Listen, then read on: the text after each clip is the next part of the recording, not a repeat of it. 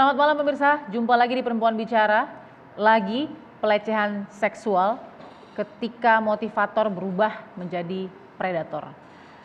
Saya sangat prihatin sekali ya, di malam hari ini kita selama 1 jam harus membahas hal yang sangat mungkin membuat geram seluruh pemirsa juga yang mengikuti berita ini di sepekan terakhir. Tentu ini bukan hanya yang terjadi di bagian Jawa saja, di seluruh Indonesia juga perlu pantauan tentang kekerasan seksual ini ya. Jadi yang kita lihat misalnya kasus pelecehan seksual di Pondok Pesantren Jombang ya. Lalu kemudian hingga ke sekolah Selamat Pagi Indonesia di Malang yang diduga melibatkan pendirinya sekaligus motivator, itu yang ironinya. Dan kita akan bahas bagaimana kemungkinan jalan akhir atau jawaban dari kasus ini, karena banyak sekali dari kasus-kasus seperti ini yang ujungnya itu hanya akan menyisakan tanda tanya buat kita semua. Saya perkenalkan dulu narasumber yang sudah ada di kiri kanan saya. Ada Ibu Retno Listiarti, Komisioner KPAI, mohon maaf. Apa kabar Bu Retno? Alhamdulillah, selamat malam. Malam, saya setiap ketemu KPAI jadi antara deg-degan dan khawatir karena pasti ada lagi kasus-kasus seperti ini. Sedih sekali Bu Retno, tapi ya betul. Kita butuh pasti analisa dari Ibu. Dan juga ada Mbak Asfi Nawati, pegiat HAM kita. Apa kabar Mbak Asfi? Baik, apa kabar Mbak Balkis? Terima kasih Mbak Asfi. Dan juga ada Brigjen Pol Purnawirawan Sri Suari, praktisi kepolisian kita. Ibu Sri, apa kabar? Kabar baik, selamat malam semuanya. Malam. Dan ada Mbak Irma Gustiana, psikolog kita malam hari ini. Mbak Irma, apa kabar? Alhamdulillah baik Mbak, selamat malam. Oke, kita mau refresh sedikit ya. Lihat apa sih kasus yang terjadi soal motivator yang berubah menjadi predator ini. Berikut informasinya. Kasus pelecehan seksual di lembaga pendidikan kembali terulang. Puluhan siswi di sebuah sekolah menengah atas di Batu, Jawa Timur diduga menjadi korban pelecehan seksual oleh pendiri sekolah. Julianto Eka Putra, pendiri sekolah menengah atas Selamat Pagi Indonesia, yang juga dikenal sebagai seorang motivator, diduga telah melakukan aksi bejatnya sejak tahun 2009. Kasus ini dilaporkan pada 2021 dan telah dilakukan proses persidangan di Pengadilan Negeri Malang. Terdakwa dikenakan ancaman hukuman maksimal 15 tahun penjara. Hingga kini, Julianto belum ditahan meski terancam hukuman pidana berat. Alasan pengadilan bahwa penahanan merupakan kewenangan majelis hakim.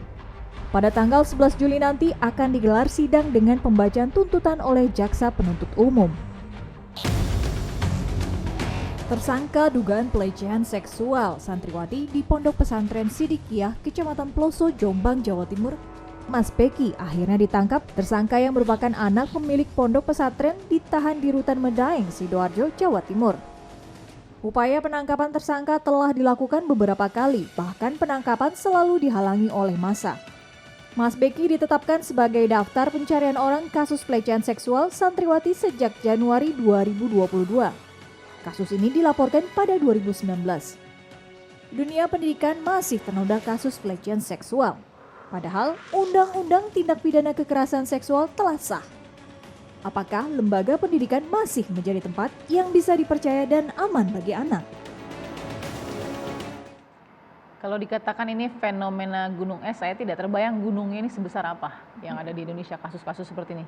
Saya mau dengar dari Komisioner Pelindungan Anak nih, KPAI, Ibu Retno. Ini kan tidak ditahan sejauh ini ya, kasus yang ada di Batu, Malang, di sekolah SPI. Tidak ditahan, persidangan sudah berjalan panjang gitu ya, sekitar 4 bulan mungkin. Ada kekhawatiran nggak kalau dari sisi KPAI jika yang diduga ini akan melakukan apa atau bagaimana terhadap korban juga? Iya, sebenarnya korban itu mengadu ketika dia sudah dewasa. Jadi kejadiannya ketika dia masih anak-anak. Tapi ketika dia sudah lulus, kemudian dia mungkin punya keberanian untuk melapor, dia melaporkan. Sehingga untuk korban memang harus ke Komnas Perempuan. KPAI nggak punya kewenangan karena sudah bukan anak. Namun KPAI waktu itu datang ke Batu, ke sekolah ini juga untuk pengawasan terkait dengan anak-anak yang ada kan. Jadi ini kapan Bu Retno?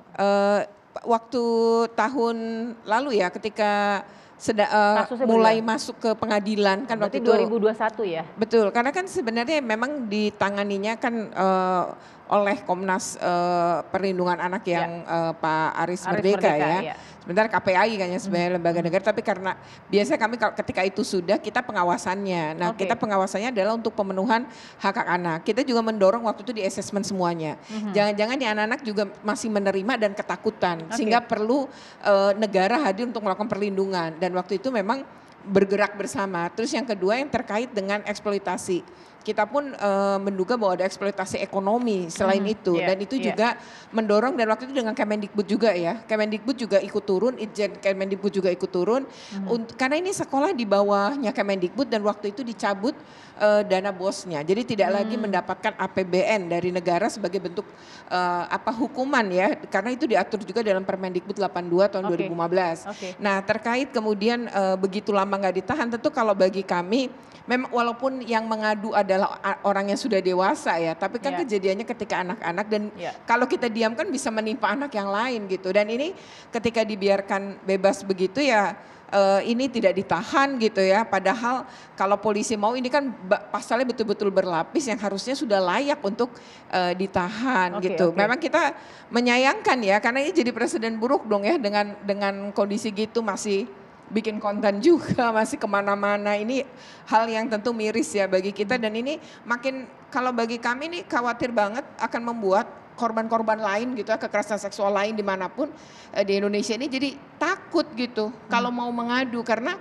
ketika orang itu berpengaruh, ketika orang itu punya kuasa dan banyak penghargaan atau punya relasi kuasa yang kuat banget, itu gimana nanti gitu, saya gimana. Nah ini kan jadi membuat anak-anak korban dan keluarganya juga makin takut nih kalau terus kayak begini. Harusnya sih ditahan ya. Oke, nah tapi alasannya dari jaksa tentu Mbak Asfi tadi sudah dengar ya, ini kewenangan majelis hakim. Gimana tuh Mbak Asfi? Iya, pertama kan harus apakah kejaksaan meminta dia ditahan? Nanti yang mengabulkan tentu saja majelis hakim ya kalau sudah di persidangan. Nah saya melihatnya begini, ini kan korbannya yang mengadu sebagai korban kan nggak satu ya. Betul, ada sekitar 15. Betul. Jadi ini bahkan bukan 2, 3, 4, 5 gitu ya. Nah jadi ini ada sebuah pola. Meskipun putusan belum datang, tapi pola ini tidak bisa diabaikan. Dan kalau kita tadi seperti kata Mbak Retno, kalau kita melihat bagaimana kekerasan seksual dan eksploitasi ekonomi serta fisik itu dilakukan, itu betul-betul mengandalkan relasi kuasa. Nah artinya keberadaan terduga pelaku yang bisa bikin konten, hadir kemana-mana, itu akan mempengaruhi psikologis korban.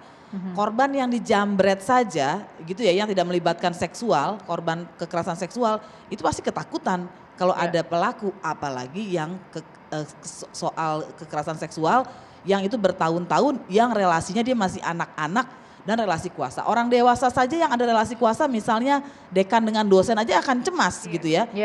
Ketika dia mengalami itu kan dosen pasti dewasa gitu, sebagian besar dewasa, apalagi anak-anak. Jadi akan lain sekali traumanya, dan itu akan mempengaruhi pemeriksaan, dan sebetulnya penahanan diperlukan di dalam Undang-Undang Hukum Acara Pidana adalah untuk kepentingan pemeriksaan. Oke, tapi ada tidak hak untuk tidak menahan? Sebetulnya begini, menahan itu bukan kewajiban gitu ya, tapi ada alasan-alasan. Tapi kalau yang aneh begini, jadi sebetulnya kalau dengan hal-hal yang saya uraikan, menurut saya sudah cukup alasan untuk menahan terdakwa ini. Kalau kita bandingkan dengan kasus lain, kasus-kasus yang lebih ringan, yang sebetulnya pencurian, motor, begitulah ya, itu yang bisa kita kategorikan petty crime itu ternyata ditahan. Jadi ini ada ambivalensi sebagian besar, sehingga riset sebuah lembaga ya YLBHI salah satunya, sebagian besar tersangka terdakwa itu ditahan oleh kepolisian. Pertanyaannya kenapa ini yang terduganya melanggar kekerasan seksual, pasal berlapis, korbannya lebih dari 5 orang, kok nggak ditahan, aneh kan? Gitu, ada apa? Lebih dari sekian tahun kan. Betul, ada apa ini gitu? Oke, jadi ada apa kira-kira Bu Sri Suari dari balik dapur pengadilan ini? Pertama begini, membuktikan kekerasan seksual itu tidak mudah. Itu apalagi undang-undang yang terdahulu. Pemerkosaan harus membuktikan persetubuhan. Bagaimana membuktikan persetubuhan yang sudah berlalu sekian lama? Akhirnya apa? Kita tidak heran. Apakah ini luka lama, luka baru, luka ini? Apakah itu tidak sakit? Nah, kita bersyukur juga dengan lahirnya Undang-Undang 12 tahun 2022. Artinya pengalaman saya sendiri, kami tidak berani menanggung resiko. Jangan dikira polisi nggak ikut gemes, jangan dikira juga nggak ikut geram. Acap kali kita bertemu korban, membayangkan anak kita, adik kita, keponakan kita. Tanpa juga mengurangi objektivitas kita bahwa harus melihat kasus ini secara jernih. Betul. Secara apa adanya, tanpa melibatkan. Nah, dalam konteks ini biasanya pihak kepolisian fokus kepada penyidikannya, toh nanti pada sanksi hukumannya dia akan menjalani. Tidak ditahan juga pun itu, nah ini yang menjadi persoalan adalah ketika dia berada di lembaga di mana si korban-korban yang pelapor awal ini menjaga adik-adiknya supaya tidak terkena hal yang sama. Nah ini juga barangkali subjektivitas penyidik lah yang bisa menjawab secara tegas. Tapi kalau dari pengalaman saya, membuktikan persoalan seksual itu sementara jangka waktu penahanan itu diatur oleh undang-undang. Kami belum tentu mampu membuktikan secara P21 ansih bisa diterima oleh kejaksaan dalam waktu 60 hari. Maka kami memilih resiko, biasanya polisi atau penyidik memilih resiko untuk tidak menahan. Nah ini adalah bagian dari strategi kita agar kita, nah tetapi tadi pasalnya seberat mungkin yang bisa dikenakan. Jadi ada yang dikendorkan karena tadi jangan-jangan polisi tidak mampu menyelesaikan akibat keterbatasan waktu. Oleh karena itu maka jalan keluarnya lebih baik fokus ke penyidikan, ambil pasar terberat, itu yang dipersangkakan. Tapi undang-undang TPKS ini belum bisa dipakai kan ya, karena kasusnya kan lewat. Hukum tidak bisa berlaku sulus, nullum delictum. Oke, saya mau dengar analisa Mbak Mira, tapi saat lagi Mbak Mira ya. Kita akan kembali di Perempuan Bicara.